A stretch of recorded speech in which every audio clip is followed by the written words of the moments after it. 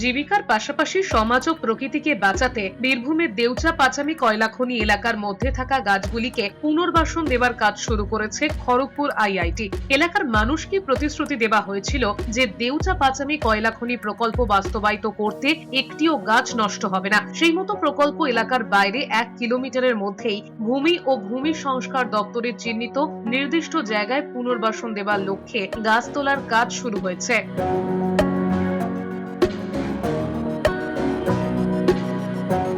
মাননীয় মুখ্যমন্ত্রী নির্দেশ দিয়েছিলেন তার ভাবনা এবং পরিকল্পনায় যে আমাদের যে প্রস্তাবিত যে কোল ব্লক, যেখানে আমাদের প্রথম ফেজের ক্ষেত্রে আমরা বলছি যে 326 একর ম্যাপ অনুযায়ী, তার তো আমাদের তার প্রাথমিক যে কাজ ওভারবার্ডেন রিমুভাল, কলের ওপরের স্তরে যে ওভারবার্ডেন আছে ভ্যাসেল স্তর, সেটার কাজ শুরু হয়েছে।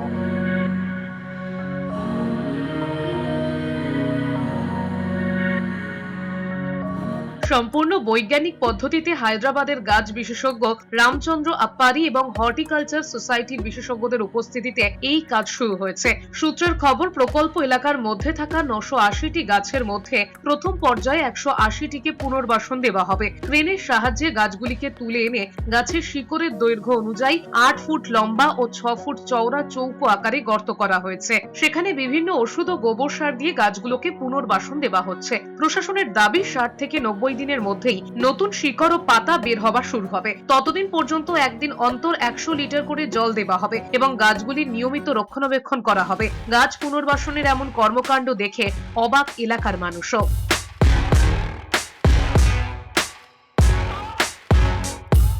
এখানে এই প্রস্তাবিত জায়গায় আমাদের 980টি আমাদের গাছ আছে।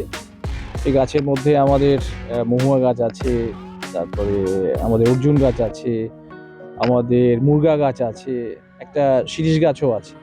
এই গাছগুলি আমাদের কাছে চ্যালেঞ্জ। রাজ্যের মাননীয় মুখ্যমন্ত্রী বলেছিলেন যে একজন মানুষকে উচ্ছেদ হবেন না, কোনো জঙ্গল নষ্ট হবে না, কোনো গাছ নষ্ট হবে না, সব কিছু যেভাবে মানে প্রকৃতি যেভাবে এখানে সাজিয়ে রেখেছে ঠিক সেইভাবেই থাকবে। তারই ফলশ্রুতি হিসেবে আজকে আমরা ট্রান্সলোকেশন অর্থাৎ গাছের যে প্রতিস্থাপন, সেই প্রতিস্থাপন আমরা করলাম। গাছের যে ওরিয়েন্টেশন অর্থাৎ গাছ যে অবস্থায় যে দিকে ছিল, যে পোর্শনটা তার পূর্ব দিকে ছিল, যে পোর্শনটা তার পশ্চিম দিকে বা উত্তর দিকে বা দক্ষিণ দিকে, ঠিক সেইভাবেই কিন্তু মার্কিং করে আমরা ঠিক সেই ওরিয়েন্টেশন, সেই ডিরেকশন ওরিয়েন্টেশন কিন্তু থাকছে, যাতে গাছের গ্রোথ এতদিন ধরে যেভাবে সে সূর্যের প্রথম আলো পেয়েছে বা আমাদের সূর্য যখন পশ্চিম দিকে ঢলে যাচ্ছে শেষ আলোটি পাচ্ছে, ঠিক ওই ওরিয়েন্টেশনটা আমরা এখানে মেনটেন করেছি।